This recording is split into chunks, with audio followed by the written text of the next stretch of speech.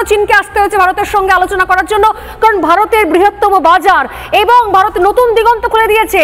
এই অস্ত্র সমরাস্ত্র সব দিক থেকে সবাই বুঝতে পারছে, এক্সেপ্ট মমতা বন্দ্যোপাধ্যায়। ওনার মনে হচ্ছে ভারত নাকি পায়ে গিয়ে পড়ছে। গতকাল কি হয়ে গেল বিধানসভাতে, মারামারি, হাতাহাতি, এই নাটক আমি জীবনে দেখিনি। মমতা বন্দ্যোপাধ্যায় কি দেশ যেদিকে চলে মমতা বন্দ্যোপাধ্যায় উল্টো দিকে চলবেন না? অনেকটা হচ্ছেন বউয়ের মতো। ট্রাম্পের বক্তব্য হচ্ছে তুমি আর অন্য কারোর সঙ্গে কথা বলতে পারবে না, তুমি শুধু আমার সঙ্গেই কথা বলবে।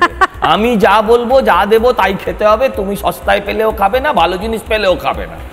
এটা তো একটা দেশে হতে পারে না। ব্যুরোক্রেটিক ফ্রেন্ডশিপ, বন্ধুত্ব কোনো দিনই চিরস্থায়ী হতে পারে না। সবাই নিজের নিজের স্বার্থ দেখবে, এতে কোনো অপরাধ নেই। আমি আমার দেশের স্বার্থ দেখব, চীন তার দেশের স্বার্থ দেখবে, রাশিয়া তার দেশের স্বার্থ দেখবে। মমতা বন্দ্যোপাধ্যায় কোন স্বার্থ দেখছেন? ওটা একটা অন্য, ওটা হচ্ছে ট্রাম্পের মানে রিজিওনাল কপি। ট্রাম্পের রিজিওনাল কপি, ওটা ইন্টারন্যাশনাল কপি হচ্ছে ট্রাম্প, রিজিওনাল কপি হচ্ছে মানে লোকাল কপি। চাই পাগল।